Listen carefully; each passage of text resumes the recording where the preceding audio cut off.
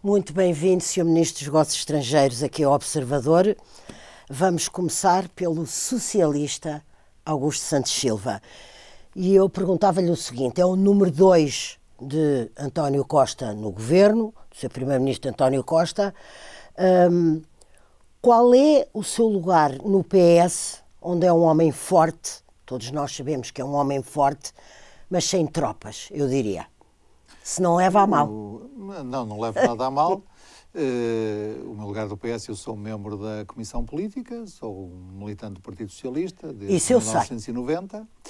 E digamos que o meu lugar no Partido Socialista, ao longo destes anos todos, pode ser definido com uma dupla natureza.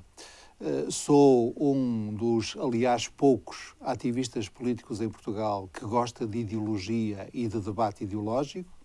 Deve saber que eu sou o autor material da Declaração de Princípios do Partido Socialista. Sei muito bem. E, por outro lado, sou também, não sei se justa, se injustamente, considerado um quadro do PS especialmente apto para as questões das políticas públicas e, portanto, participo quase sempre na elaboração dos programas eleitorais, nas discussões teóricas e ideológicas internas, e também tenho sido destacado várias vezes ao longo da minha vida política para o exercício de funções executivas, dado o meu gosto pelas políticas públicas. E foi Ministro da Educação, estamos todos muito bem lembrados, também falando em políticas públicas. O Sr. Ministro diz um socialista democrático.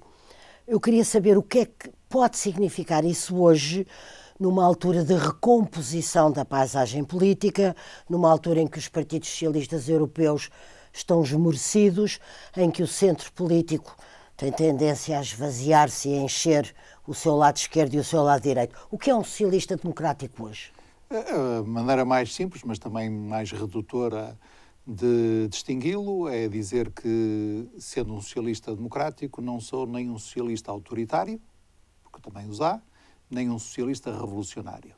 E, portanto, sou um social-democrata no sentido europeu do termo, ou liberal no sentido norte-americano do termo. Portanto, aquilo a que, por razões históricas, se chama socialista na Europa do Sul, se chama trabalhista no Reino Unido e na Irlanda, e se chama social-democrata ou trabalhista na Europa Central e do Norte.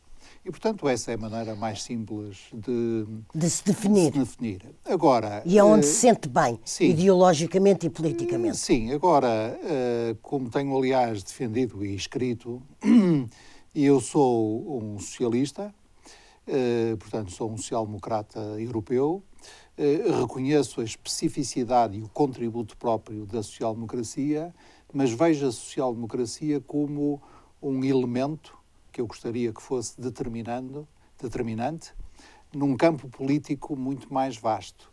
Um campo político que eu costumo definir como sendo de centro-esquerda, progressista e cosmopolita. Progressista quer dizer que não tem medo da mudança e que defende a mudança. E está aberta a ela. Exatamente. E cosmopolita quer dizer que não é nacionalista hoje em dia. E, portanto, é um campo político que não é conservador, por isso progressista, e é um campo político que é cosmopolita, isto é, neste caso, europeísta e visceralmente antinacionalista. Um campo político que hoje na Europa, para pôr algum sal na nossa conversa logo desde o início, eu reconheço estarem todos os socialistas da Europa Ocidental esmorecidos, para dizer elegantemente. Em problemas de afirmação. Porquê? Justamente, já lá vamos, justamente como a sua contraparte democrata cristã, mas onde eu coloco, por exemplo, o atual presidente francês, Emmanuel Macron, onde eu coloco a família dos Verdes. Mas e o Macron colocar-se-á aí, ele próprio? E ele próprio defende uma aliança progressista na Europa. É preciso notar que o presidente Emmanuel Macron foi um dos oradores da recente Convenção Europeia do Partido Socialista.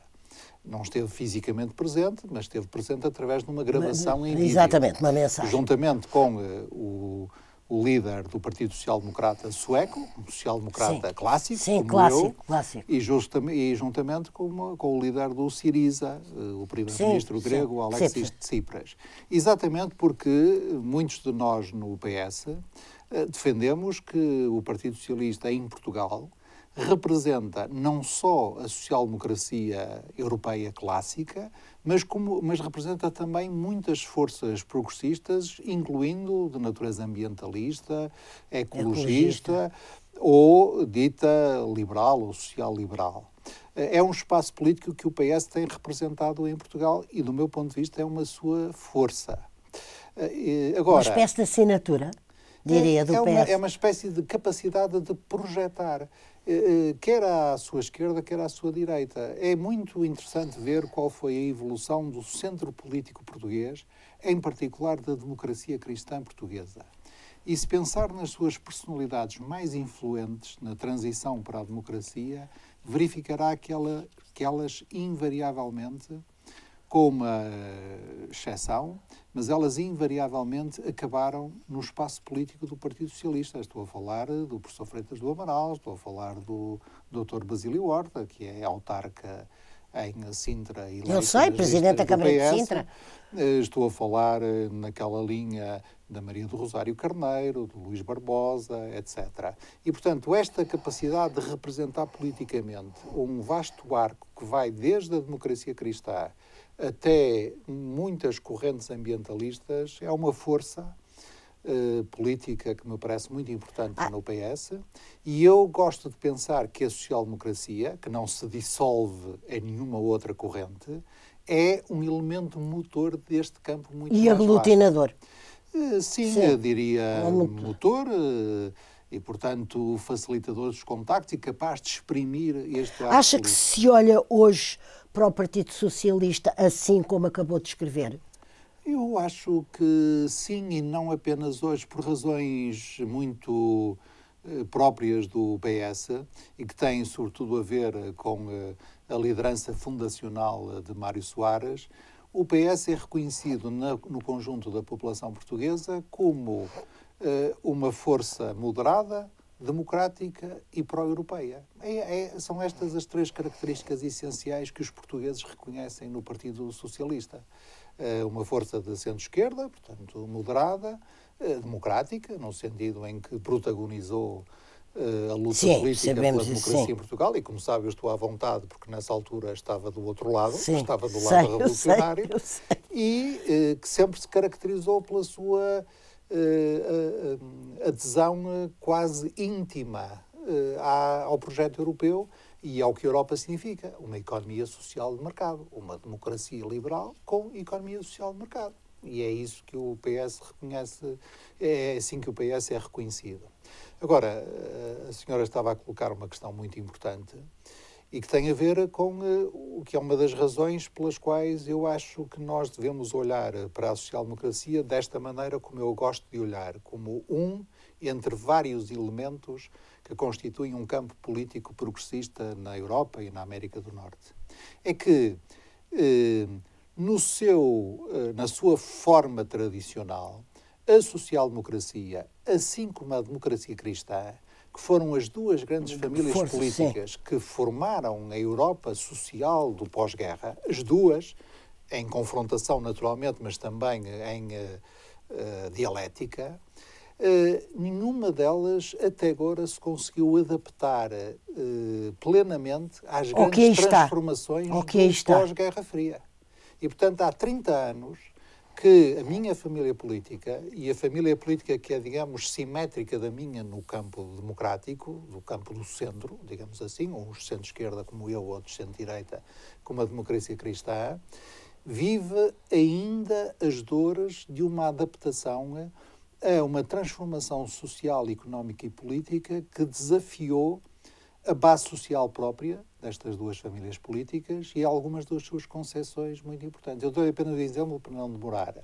Para nós, socialistas, aliás, aí em ligação profundíssima com o cristianismo, o trabalho é um elemento definidor da dignidade humana. Com certeza. Agora, mas como é que a senhora olha para isso no momento da revolução tecnológica e industrial que dispensa cada vez mais o trabalho? Dispensa as mãos, claro.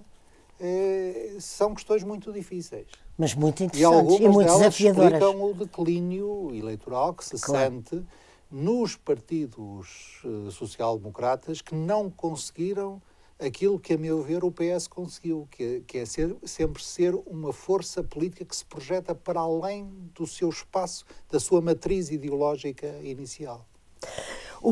Agora vamos dar um salto para o Governo, porque não penso que o Governo neste momento viva um momento particularmente feliz por isto, porque se começa a generalizar, ou talvez comece a generalizar, a percepção, e a política vive muito das percepções, de um acumular de arrogâncias ou de abusos, de alguns erros políticos de escolha, como por exemplo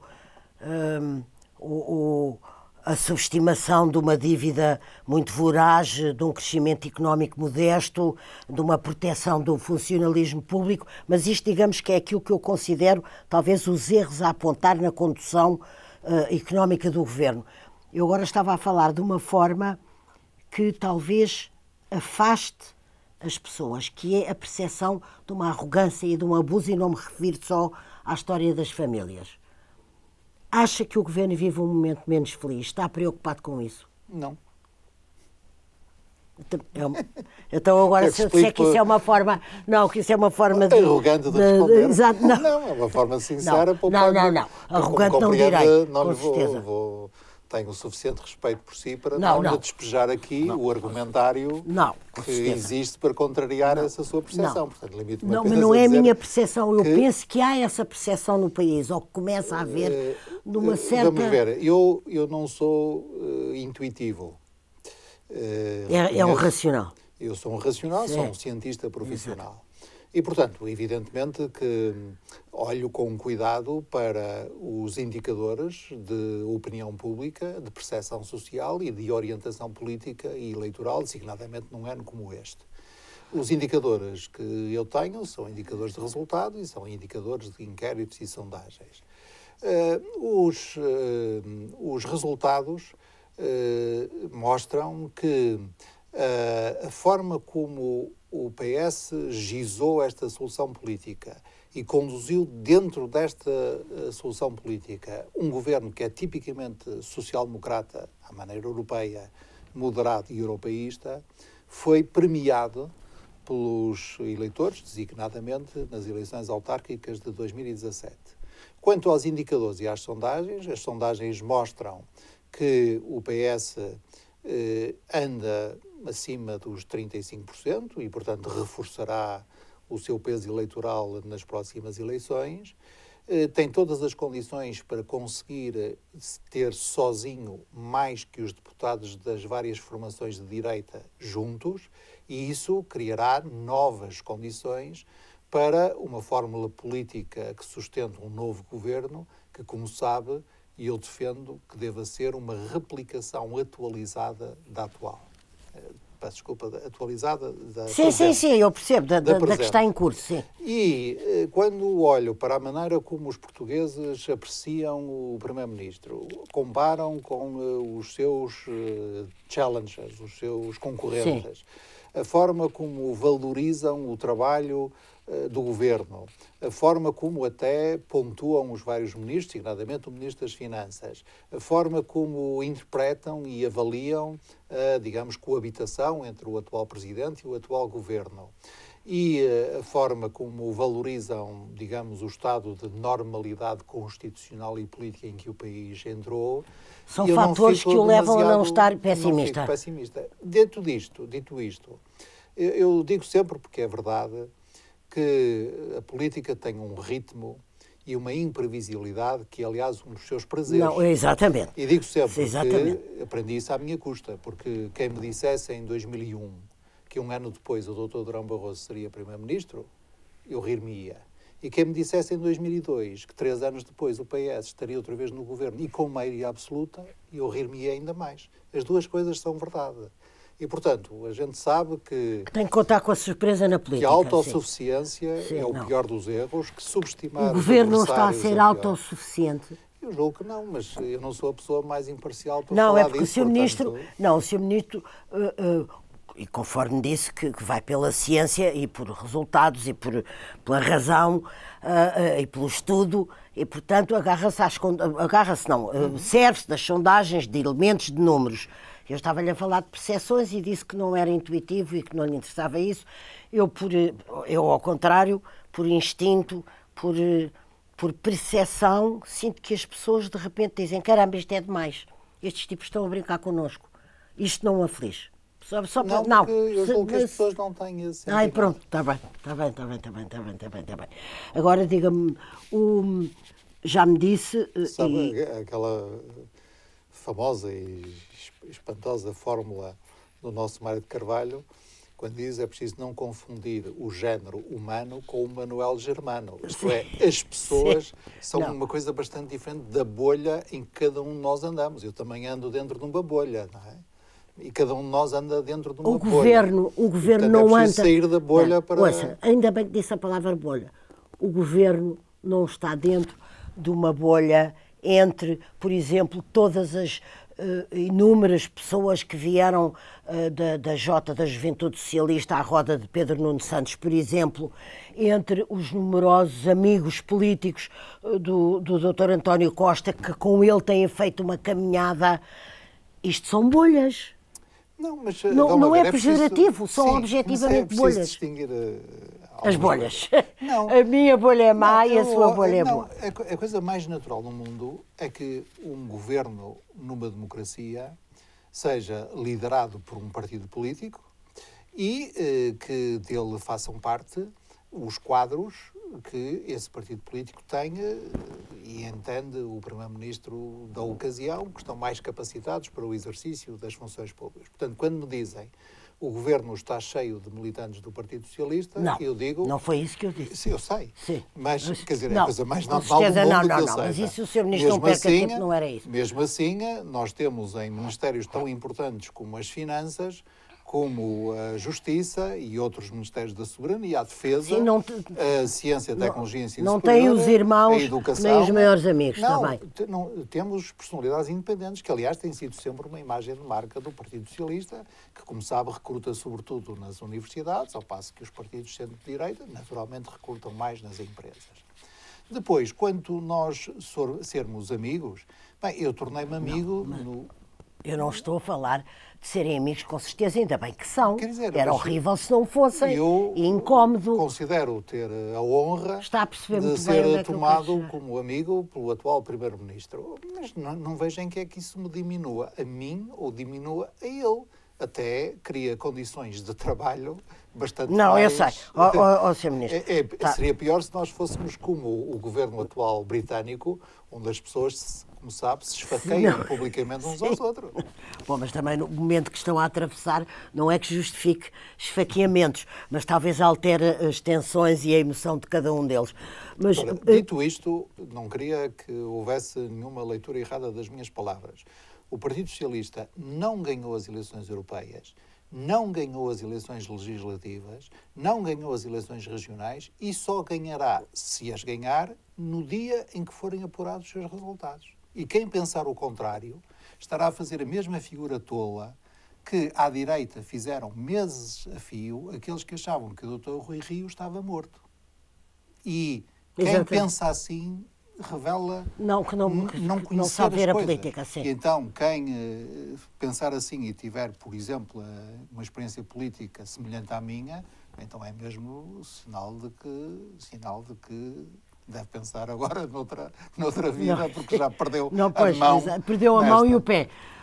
Só para acabarmos nas famílias, porque foi muito inteligente, também não esperaria outra coisa, na maneira como navegou por entre aquilo que obviamente eu estava a transmitir e que uma coisa é as pessoas, outra é uma pessoa e a sua bolha, mas aquilo que eu estava a pretender dizer que era a percepção geral, eu vou-lhe dar só um exemplo e peço-lhe só um minuto. A família César, do Dr. César, líder do grupo parlamentar do Partido Socialista, tem 20 e tal, ou 30 e tal, membros, todos no Estado. Não tenho essa informação. Sim, não tenho essa informação, não parecia. O Sr. Ministro consente que eu amanhã lhe mande esta informação por escrito e com os números. Sim, aliás, estou um pouco, como é que eu ia dizer, curioso, porque eu não costumo sequer compreender quem quem tem é ligações quem? com Sim, quem, está bem. e agora estou a descobrir coisas. Agora, vamos dizer assim, a família Vieira da Silva em Portugal tem dois excelentes quadros políticos. Como a família Miliband, em Inglaterra, tinha quatro aliados espetaculares. Sim. O Ralph Miliband, o pai, que é um dos maiores teóricos marxistas ingleses que eu conheci bem. E depois dois filhos concorreram um contra o outro. O terceiro é que não me lembro. Três muito interessantes, dois dos quais foram ministros ao mesmo tempo e foram concorrentes entre si. E concorrentes entre si, desses lembro-me, não me lembro do terceiro. A família Clinton, a família Bush, nos Estados. E é preciso, portanto, não confundir as coisas. Acha isto um provincianismo? Não, estas minhas perguntas. Sim. E depois dizer assim, que o marido da ministra ou a mulher do ministro, isto é sempre um bocadinho machista, porque é sempre o marido da ministra ou ser um professor universitário, ser um eminente jurista e por isso ser suspeito é de um parolismo. A senhora diz provincialismo porque é educada. Não, eu, como sou do Porto, gosto de usar o português em todo o seu esplendor, chamo-lhe mesmo parolismo. Inacreditável. O ponto é, algum de nós nomeou algum familiar seu para lugares públicos? Porque isso tem um nome. Se eu tivesse feito, era nepotismo. Algum de nós subiu na carreira política apenas por ser primo deste, sobrinho daquele, pai do outro ou filho de Beltrano? Isso seria um erro. Portanto, toda a gente que está no governo, no Estado da família César à família Vieira da Silva, é mérito próprio. Não, eu não lhe sei dizer isso porque teria a ver caso a caso. E porque, infelizmente, está-se a confundir tudo. Eu, como Ministro dos Estrangeiros, tenho um gabinete. Os ministros têm gabinetes. O meu gabinete não existe. Isto é, o meu gabinete não é o governo. O meu gabinete é um conjunto de 7 ou 8 pessoas, entre chefe de gabinete e adjunto, claro. que naturalmente aqui são sobretudo diplomatas ou especialistas em relações internacionais, que eu nomeei pessoalmente, porque a lei me o permite, era o que faltava que eu tivesse que nomear para o gabinete pessoas em quem não tivesse confiança, sequer até política. Não é com certeza, não é disso que em estamos a que falar. tenho confiança profissional, evidentemente que o jurista não tem que ser da minha cor política, nem o diplomata. Sim. O que eles têm é que me ajudar, porque quando eles falam em meu nome, quando reúnem em meu nome, quando me preparam-me relatórios nos quais eu tenho que confiar, porque eu não posso ler tudo, mas eu sou responsável por isso e, portanto, ir à discussão sobre o gabinete, que queremos saber um a um, é uma coisa que nos desvia das questões políticas essenciais. Muito principais. bem. Então vou-lhe pôr uma questão política essencial. Não é natural, o próprio Primeiro-Ministro o disse, por outras palavras talvez, mas o sentido era o mesmo, que o PS não tenha maioria absoluta. Salvas as surpresas que são frequentes na política, a não ocorrer alguma, o PS tem que se voltar para um lado. O Sr. Ministro já disse que gostaria da reedição desta fórmula governativa. Acha que está em condições de afirmar que isso é o natural que venha a suceder? Digo que é mais provável que venha a acontecer num cenário em que, juntos, os partidos de esquerda em Portugal tenham maioria no Parlamento. Porque, evidentemente, que se os partidos de direita, ou centro-direita, como se quiser dizer, tiverem maioria, é a coisa mais fácil, é eles fazerem uma coligação entre os dois, ou entre os três, ou quem for, aliança entrar. Como isso não é propriamente o mais provável é que haja uma maioria de esquerda no Parlamento. E, portanto, nessas condições, o que eu digo é que, independentemente do número de deputados que o PS tenha, mesmo que tenha 116, o PS deve propor a reedição da atual fórmula política. Porque foi muito importante também do ponto de vista político. Isto é, não entrando agora em linha de conta sobre os méritos da governação, que imagina, para mim são muitos, a atual fórmula política desbloqueou e, digamos, descongelou o sistema político-parlamentar. Uma ideia que havia fixa de que não se podia governar. Tornava-nos nórdicos. tornamos-nos nórdicos, tornamos-nos uma democracia madura. Porque, no caso dos nórdicos, como no caso também alemão, com alguma especificidade, mas nos casos dos nórdicos isso era mais evidente. Mais evidente. Há muitos partidos, mais aliás que os nossos, que tendem a organizar-se em blocos, criando alternativas democráticas sólidas. Umas vezes as pessoas preferem o centro-direita e o centro-direita tem condições de governação por 4 anos, outras vezes as pessoas preferem o centro-esquerda e a esquerda, e até agora era impossível garantir a estabilidade se o centro-esquerda não tivesse maioria maioritário. Sim. E estes 4 anos mostram que o sistema político português agora está equilibrado. Sim. Tem as mesmas condições de governabilidade, quer à direita, quer à esquerda. E isso é um aqui. Quer dizer, é um ganho. Foi um ganho político. E deve saber, porque isso é público, que eu respeito muito a personalidade e o percurso político do Dr. Rui Rio, que aliás é meu conterrâneo, ele é da Faculdade de Economia do Porto como estudante, eu sou da Faculdade de Economia do Porto como professora.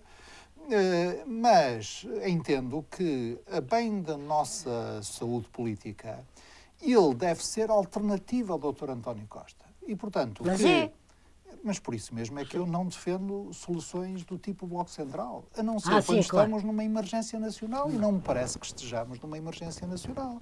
Portanto, mas não está numa emergência nacional, mas está numa emergência de algumas reformas que carecem de ser feitas, que não foram. Tais como? E vai fazer a reforma da lei eleitoral, da justiça, ó Sr. Ministro. Tantas, são mais do que uma. É com a extrema-esquerda que vai fazê-las, não é? Não, vamos lá ver. A grande vantagem da atual solução política, na medida em que ela é liderada pelo Partido Socialista, é que ela é liderada para o bem e para o mal, pelo partido pivô do sistema parlamentar português. Porquê é que nós conseguimos uma governação de 4 anos em que os orçamentos de Estado foram sistematicamente negociados à esquerda e aprovados à esquerda e, ao mesmo tempo, mantivemos-nos absolutamente coerentes na nossa linha política habitual? Olha, porque eu sou diretamente responsável, a política europeia, política externa e também na política de defesa, onde nós sabemos que é possível constituir maiorias, quando elas não são necessárias, no Parlamento português, através de partidos que se revêem no essencial na mesma política externa, europeia e de defesa. O PS e o PSD, às vezes acompanhados pelo CDS, às vezes acompanhados pelo Bloco de Esquerda e, em parte, pelo PCP. E, portanto, é esta geometria variável, como agora se gosta de dizer, que também garante sustentação e permite que, na cabeça dos eleitores, que são quem escolhe, as coisas são claras. Ou querem uma governação mais à esquerda e votam no PS, ou nos outros partidos, naturalmente, ou querem uma governação mais à direita e votam no PSD e no CDS. Isso dá uma normalidade política a Portugal, que é um dos seus grandes trunfos hoje no contexto europeu. Muito bem. Agora vou falar com o Ministro dos Negócios Estrangeiros e vou começar por lhe perguntar, temos que ser um pouco mais rápidos, contra mim falo e peço desculpa da possível deselegância disto, de lhe pedir para ser mais rápido. Como é que comenta a evolução das relações entre a União Europeia e a China, hoje apelidada, todos ouvimos, de rival sistémico? Eu precisava da sua opinião, que me radiografasse ou descodificasse esta evolução sentida pela União Europeia a ponto de chamar rival sistémico. Em primeiro lugar, não sejamos... Um minuto. Sim. Não. Em primeiro lugar, não sejamos ingênuos.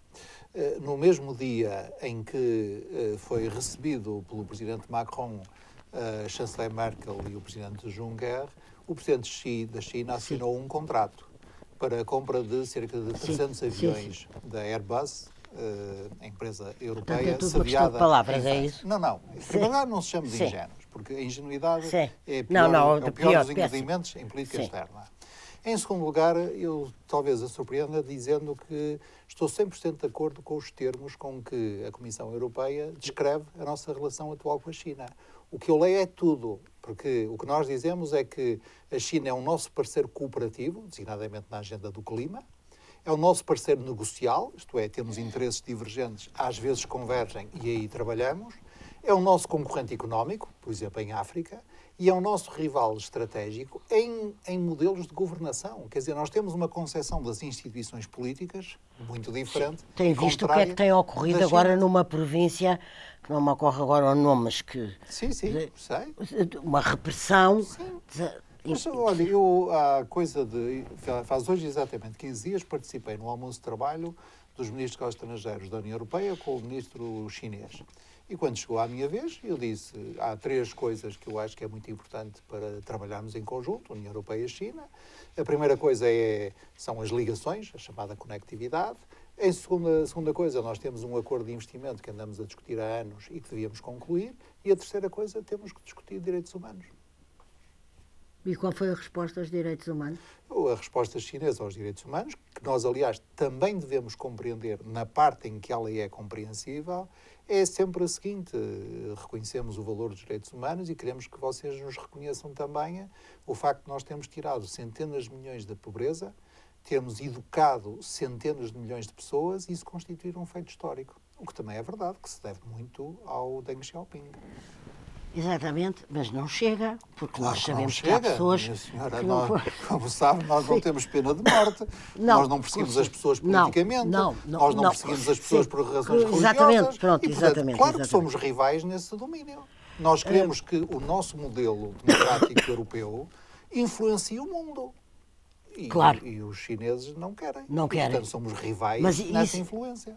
Agora, isso devo dizer que, quer dizer, a Europa deve fechar-se a si mesma, olhando para si, dizendo que agora a relação com os Estados Unidos está mais difícil, não investindo na relação com a América Latina, abandonando a China, abandonando a África à China, que é isso que a Europa tem feito, e desconhecendo que a Índia são 1.400 milhões de pessoas e a China são 1.400 milhões de pessoas. E eu digo isto, não pode. A Europa não pode fechar sobre si própria. Portugal tem responsabilidades nisto? Claro que tem, porque Portugal é um país europeu que mais se projeta fora da Europa. Não é o único. A Espanha também tem um papel. Sim, também. Mas nós, em relação à África, em relação à parte considerável da América Latina, em relação à China, Brasil, em relação à Índia, não temos uma responsabilidade de abrir a Europa para o mundo? Isso temos. Mas sabe que, por exemplo, o país ignora os acordos e memorandos assinados quando cá esteve o presidente chinês em dezembro. A Itália publicou o seu. Portugal não publicou. Nós não sabemos o que é que ali está. Os portugueses não sabem. Não, os portugueses não sabem, os representantes dos portugueses sabem. Porque ao grupo parlamentar que os pediu, eu facultei imediatamente. A lógica dos documentos diplomáticos é esta. Nós fazemos um resumo desses documentos, tem declarações que são tornadas públicas e a declaração política... E que fez mais que uma vez, é pública. Agora, nós, em relação àquela coisa que mais se fala, que é a nossa colaboração com a nova Rota da Seda... Exatamente, eu já lá ia. A razão é muito simples. E vamos pô-la de forma não ingênua. Mas deixe-me só para os nossos espectadores nos seguirem. Houve um sim português, ou pelo menos um interesse manifestado por Portugal ao convite, ou ao desafio, como quiser dizer, para a Rota da Seda. Isso causou, nós sabemos que causou alguma perplexidade e incómodo em alguns meios diplomáticos.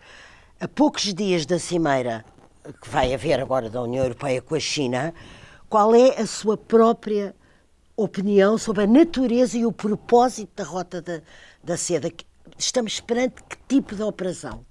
É uma iniciativa chinesa no sentido de ganhar influência nas grandes redes de transportes e comunicações do mundo, designadamente aquelas que ligam a Ásia à Europa, na qual Portugal tem um interesse estratégico. Tem um nome, aliás, muito simples: Porto de Sinas. Eu ia responder, para ser curto e de forma não ingênua... Eu ia falar da ingenuidade, com a sua licença. Apenas com este exemplo. Já hoje há uma ligação ferroviária de mercadorias que vem do confim da China até Madrid. Portugal quer ficar à margem disso? Quer que eu lhe diga quais são os países europeus por onde passa esta ligação? Não, exatamente, são diversos. Diz-se muitas vezes, Portugal está hoje muito... há um peso que alguns acham que é excessivo do investimento chinês em Portugal. Exatamente. Quer que eu lhe diga quais são os 5 países europeus em que há mais investimento chinês? São o Reino Unido, a Alemanha, a França, a Itália. Muito depois vem Portugal. Mas a França e o Reino a França e a Alemanha não estão bem na sua pele com esta história da China. Não, a França e a Alemanha estão a fazer uma coisa que é do interesse deles. Quer dizer assim, ok, agora nós precisamos que o mercado chinês se abra mais às nossas empresas. Nós precisamos que a contratação pública chinesa se abra mais às suas empresas. E eu acho que eles fazem muito bem em insistir nesse ponto, como Portugal faz muito bem em dizer nós queremos que o mercado chinês se abra mais às nossas exportações. Infelizmente, as nossas exportações para a Índia não são aviões, por enquanto. Não. Não são portanto, aviões. Eu estou mais atrasado. Sim. Estou a discutir a abertura de mercado, por exemplo, à carne de porco, conseguimos agora.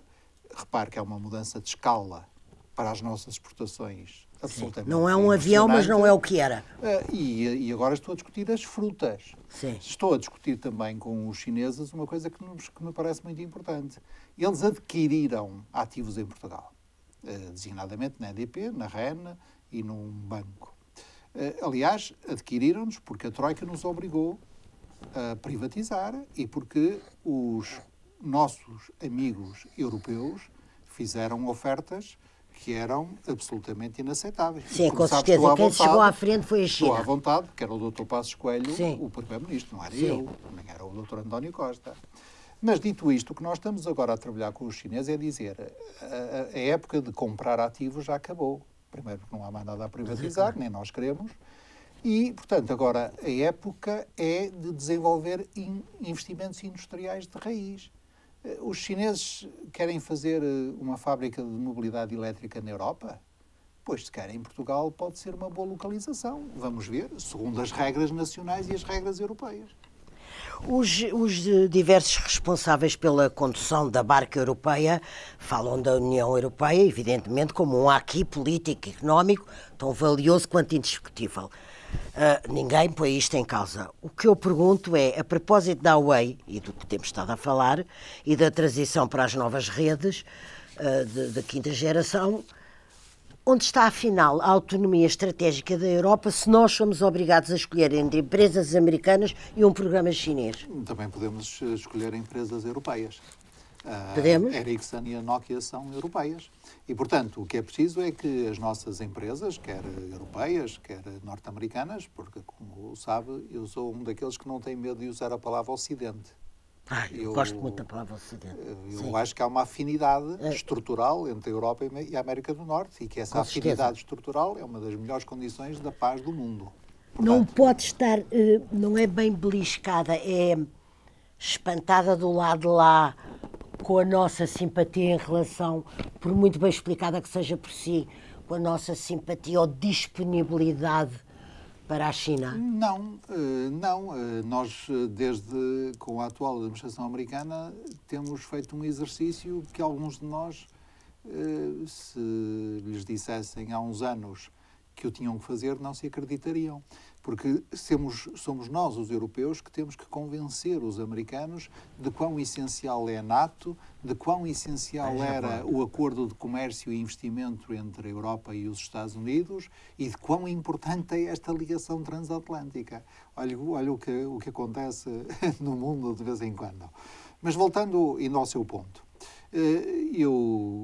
há questões de segurança muito importantes quando nós olhamos para as redes de comunicações e outras infraestruturas críticas. E essas questões de segurança devem ser acauteladas. E essas questões de segurança são mais importantes que o lucro económico. Mas não foram, vou-lhe já dizer. O governo tinha ou não tinha consciência da delicadeza política e diplomática do memorando assinado entre a Altice Portugal e a Huawei para as redes 5G? Não, esse memorando... Tinha ou não tinha? Pegando nas suas palavras e na segurança. Esse memorando de entendimento foi assinado entre uma empresa francesa e uma empresa chinesa. Eu continuo a raciocinar como se não fosse ingênuo, entre uma empresa francesa e uma empresa chinesa. Desse memorando resulta alguma obrigação para o Estado português no lançamento do concurso, que há de fazer-se a seu tempo, no lançamento da nossa rede nacional de 5G? Não. Não?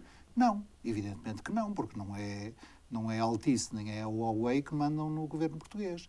O governo português terá em conta condições de segurança no lançamento, claro, porque essa é uma questão crítica.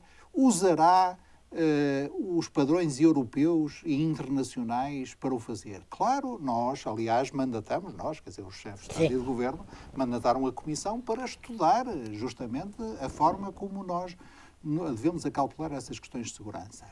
Até agora, os americanos têm-nos chamado a atenção para os problemas de segurança que podem vir aqui e nós ouvimos, registamos, lemos e conservamos tudo o que nos dizem, porque os americanos são um aliado essencial de Portugal. Mas têm chamado a atenção. Tem, portanto, aquilo que esta espécie de mal-estar diplomático mas, que eu referi não é uma fantasia. Eu digo as coisas muito mais concretamente, como Ótimo. sabe, eu não me escondo atrás das palavras. Não, eu sei. As autoridades britânicas de cibersegurança não identificaram até agora nenhum problema. E nós também temos em conta essa informação. Claro, com certeza. Os alemães, a mesma coisa. Aliás, estão a prosseguir, eles sim, os alemães, esses sim, com o processo de implementação do 5G, com a participação de empresas chinesas. Os nossos próprios serviços, quer o Centro de Cibersegurança, quer a ANACOM, que é um regulador independente, até agora não identificaram nenhum problema. Devemos, com isso, dar o caso por encerrado? Não. Não. Tem a noção que não. Claro, evidente. Não tenho a noção, tenho a certeza. Não, tem a certeza. Claro. E o que é não dar o caso por encerrado? É manter-se atentíssimo. Sendo que nós ainda não tomamos decisão. Sim. E faremos essa decisão, quer dizer, não é da minha área, mas conheço o suficiente o Governo para poder dizer isto com toda a segurança.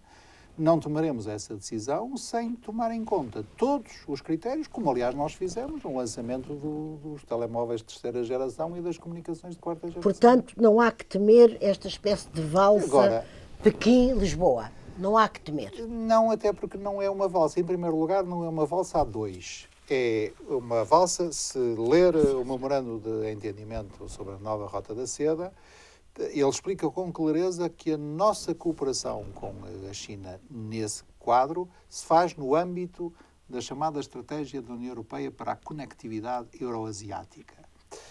Depois, note que Portugal é o 11º ou 12º país da União Europeia a assinar um memorando desse tipo. Nós vamos ter uma cimeira entre a União Europeia e a China no próximo dia 9 de abril. No dia 10 há um pequeno interregno para mais um episódio Brexit, reúne o Conselho Europeu, e no dia seguinte a China reúne no formato 16+1, o que são os 16, são 16 países europeus, 11 dos quais são da União Europeia. Portanto, o meu conselho a nós todos é este: tenhamos sempre presente aonde pertencemos. Eu uso uma expressão que, aliás, o Presidente da República faz o favor de também usar, porque dá mais peso a isso, e é uma expressão muito simples, e eu espero que não seja considerada indelicada pelos chineses. E dizemos, a China é a nossa parceira, mas não é a nossa aliada. Nós temos parceiros. Uma nuance tremenda, importantíssima. A África do Sul é a nossa parceira, a Colômbia é a nossa parceira, mas temos aliados, e os nossos aliados são os países da União Europeia que nós pertencemos, os países da NATO a que nós pertencemos e, por razões próprias que todos compreendem também, os países da CPLP que nos são muito próximos. Esses são amigos, aliados, parceiros, também são parceiros económicos. A China é a nossa parceira, é uma parceira histórica. Portugal foi, por razões históricas, o primeiro país europeu a chegar por via marítima à China, o primeiro-ministro é referido isso, o Jorge Alves, e o último a sair, por causa da transição de Macau. Devemos retirar vantagem disso? Então não devemos. Repara, nós temos uma vocação global e uma pretensão global. Foi por isso, entre outras coisas, que conseguimos eleger o Secretário-Geral das Nações Unidas ou o Diretor-Geral da Organização Internacional das Migrações. Mais uma vez, para usar as palavras com toda a clareza e de modo a que toda a gente me compreenda. No ano passado, em fins de agosto, no ano passado ou em 2017, isto é tão vertiginoso o tempo, exatamente, foi no fim de agosto ou dia há 2 anos ou do ano passado. O presidente chinês organizou uma cimeira China-África. Uma cimeira que foi, aliás, inaugurada pelo secretário-geral das Nações Unidas, António Guterres, que achou que aquilo era tão importante claro que esteve foi, lá presente. exatamente. Em África há 54 ou 55 países, uns 50 deles representaram-se ao nível de chefe de Estado. Um país como Portugal pode ignorar isto? Muito bem. O Brexit, eu acho que se eu disser aqui a palavra Brexit, tenho medo que os espectadores desliguem, porque há uma certa... queria fazer uma proposta muito mais simples, é que nós não nos atrevêssemos a falar sobre esse assunto, porque a vertigem é tal não, exato. que eu não consigo dizer tem nada. toda a razão. Não, eu vou só fazer uma única pergunta. Aqui há uns dias houve uma demarche meia solitária do nosso Primeiro-Ministro, Dr. António Costa, pedindo aos seus parceiros europeus todo o tempo para o Reino Unido de que precisasse. Eu espantou-me essa demarche e ocorreu-me uma pergunta. Ela foi combinada consigo? Estava ocorrendo? É a posição oficial do governo português. Combinaram os dois que ele ia, o Sr. Ministro Estrangeiro e ele, que ele ia... As coisas está a sorrir com ironia. Eu tenho que fazer esta pergunta. É uma hierarquia. Quem lidera o governo é o Dr. António Costa. Mas quem lidera a política externa é o senhor. E ele ouviu muito assim, portanto. Eu sei. Quem é que se lembrou disso? Não, os dois ao mesmo tempo. Bem. Sendo que eu recebo instruções do Primeiro-Ministro e não é o Primeiro-Ministro que recebe instruções de mim próprio. Não, mas não é instruções, é ideia. Sim. É uma ideia. Não, mas é uma posição muito maduramente pensada por parte do governo português, que aliás tenho o prazer de a ver acompanhada também pelo Presidente. E porquê? Porque há só duas coisas que fazem sentido para nós. Ou há este acordo, que foi negociado durante 2 anos e é aprovado, e então o Reino Unido sai de uma forma ordenada, suave, com um período de transição suficientemente duradouro para que não haja aqui nenhum bouleversement, nenhuma catástrofe, sobressalto, e que vai até ao fim de 2020 e que nos dá tempo para pensar a relação futura. Para pensar muita coisa, sim. Ou, dizemos nós, e vários outros Estados-membros, mas dizemos nós enfaticamente, que, então, o Reino Unido, estando disponível para alterar algumas das suas linhas vermelhas e para participar nas eleições europeias, a extensão da saída deve ser suficientemente longa para o Reino Unido resolver o seu próprio processo político. E dizemos isto por 2 razões. Primeiro, porque nós entendemos que a pior coisa que pode acontecer, não só ao Reino Unido, mas à Europa como tal, é uma saída desordenada, como também bilateralmente. A Europa sabe que Portugal é um aliado histórico do Reino Unido. Exatamente. E que queremos continuar a ser. Às vezes, a brincar, alguns dos meus colegas dizem vocês são amigos dos britânicos, com um ar de quem vocês estão mais pelo lado deles. Sim, claro, e eu digo, claro. Podes dizer isso a sério? Sim, somos amigos dos britânicos. O Reino Unido é o nosso 4º cliente, ano passado foi o primeiro mercado emissor de investimento, é o nosso principal mercado do turismo. Nós temos centenas de milhares de portugueses a viver no Reino Unido, temos dezenas de milhares de britânicos a viver com certeza. Mas numa Portugal, escala e basta pensar que eu sou do Porto, como é que a gente consegue compreender o Porto e o seu encanto sem conhecer Londres? Sim, exatamente. É verdade. Mas... Portanto, é deliberadamente. O Primeiro-Ministro teve uma posição, aliás, muito importante no Conselho Europeu. Mais referida internacionalmente do que nacionalmente. Sim, para evitar fraturas. Sim. E essa é uma posição que é a posição do governo português. Mas está pessimista, não pode deixar de estar. Estou preparado para tudo, incluindo para o pior dos cenários. Sim. E, por exemplo, para a diminuição de credibilidade de Londres na sua influência europeia e internacional, também está. Infelizmente, para uma pessoa que cresceu a admirar o Reino Unido, tenho que reconhecer que essa credibilidade já foi muito perdida. Já é um é um dado adquirido, um dano do processo. Mas que pode piorar. Esperemos que não. A NATO vai fazer 70 anos, mas o empenho nela já conheceu melhores dias, parece-me, o Sr. Ministro dirá. Portugal, que NATO quer? Eu só lembro que houve 2 altos funcionários. Deixe-me só terminar a pergunta, desculpe. houve 2 altos funcionários americanos, um de Jeremy qualquer coisa e um Gordon qualquer coisa, que disseram que o Trump tinha morto a NATO, o presidente norte-americano. Não sei se chegarei a tanto, nem tenho competência para tal, mas peço a sua opinião sobre isso e, sobretudo, a minha pergunta é: que NATO é que Portugal quer? Ok. Começando pela atual administração, de facto, o presidente Trump, nas suas primeiras declarações, aliás, ainda durante a campanha eleitoral, e foi imediatamente assustador. Depois de ser eleito, exprimiu-se em termos que significavam, para todos os efeitos, o pôr em questão a utilidade da NATO. Felizmente, isso já foi abandonado e os americanos compreendem muito bem a importância da NATO, também para eles. É preciso terem atenção que só uma vez nestes 70 anos de história a NATO utilizou o seu artigo 5º. O artigo 5º é o artigo essencial que diz: qualquer ataque a um aliado é ataque a todos. E quando é que a NATO utilizou esse artigo 5º? Em favor dos americanos, quando os americanos foram atacados pelos terroristas. E, portanto, a nossa operação no Afeganistão, que foi o acionar do artigo 5º, foi em defesa do nosso aliado, os Estados Unidos da América. Agora, em relação à sua pergunta, que agradeço, qual é a nossa posição face à NATO? É muito simples. Ponto 1, para Portugal, a NATO é a estrutura de defesa coletiva. É o sistema de defesa coletiva. 2, a União Europeia, que também deve ter uma política de defesa e uma cooperação reforçada em defesa, deve tê-lo para reforçar o pilar europeu da NATO. Não para construir uma alternativa à NATO, mas para reforçar a NATO. Para isso, nós precisamos de investir mais em defesa, certo? Mas investir mais em defesa com inteligência, não é apenas armas. É também em dispositivos de defesa face aos ataques de cibersegurança, por exemplo. Exatamente. Face às ameaças híbridas, para a defesa da nossa segurança energética, utilizando e desenvolvendo as nossas indústrias e as nossas tecnologias. E é essa a NATO que nós queremos. Por isso, aliás, é que nós fugimos a usar expressões como exército europeu, e eu até, pessoalmente, nem sequer uso a expressão autonomia estratégica da Europa. Porque às vezes isso sugere que a Europa pode querer emancipar-se da NATO. E para nós é muito claro, o sistema de defesa coletiva que nós precisamos é a NATO. É a NATO, e chega.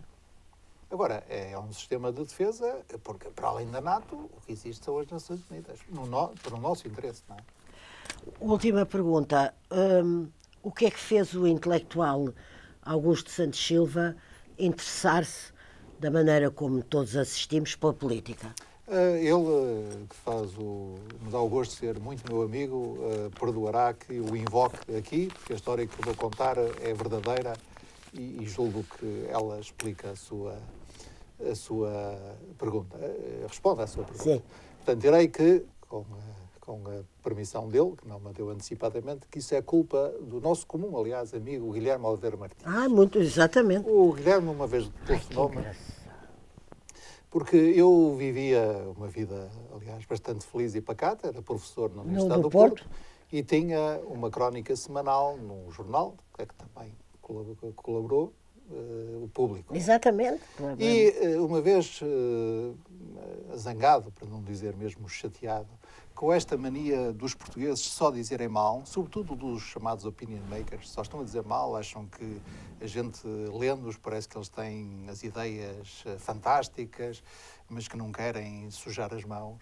Escrevi uma crónica que se chamava A Varanda dos Inteligentes, dizendo, pois, um dos problemas que o país tem é ter uns inteligentes à varanda, que se limitam a ver passar a procissão, estão sempre a dizer mal do padre, estão sempre a dizer mal do andor, estão sempre a dizer que se fossem eles fazia melhor, mas nunca descem à ação. Então, quando foi a formação do segundo governo António Guterres, o Guilherme, que foi digitado Ministro da Educação, eu sei, muito bem, telefonou-me e disse, Augusto, então... Você vai descer da varanda? É a altura. Portanto, estou a ser irónico, mas agora acho que estou a responder à pergunta. Não, mas a pergunta é muito interessante, porque eu não ignorava totalmente essa história. Trata-se, de facto, de um grande amigo comum nosso, e até lhe prestamos uma homenagem. Mas só agora, por causa dos opinion makers, não estou de maneira nenhuma a defender a honra do convento, não, só quero dizer uma coisa. há 3 anos e meio que nós ouvimos o governo a que pertence a dizer mal do governo anterior, ainda hoje o Sr. Ministro das Finanças numa coisa lá vai ao governo anterior e o Sr. Ministro a dizer que é ótimo malhar na direita. Portanto, também estamos bons uns para os outros, ou não?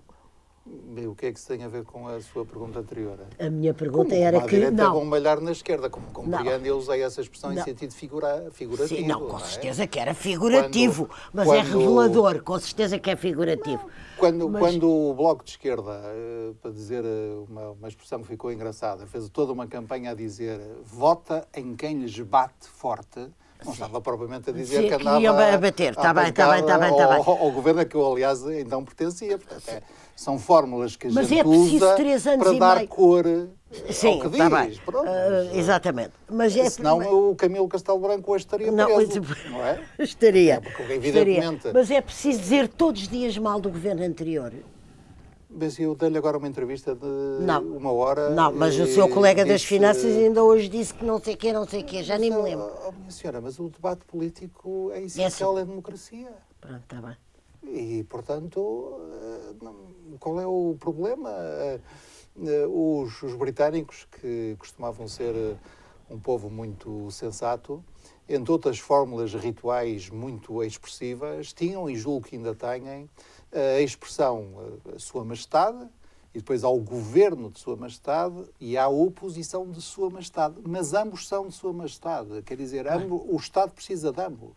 E, naturalmente, a oposição diz mal do governo, o governo contra-ataca em relação à oposição. E assim quando isto não acontece, eu gostei muito de vivemos falar em ditadura. Não, então é melhor isto.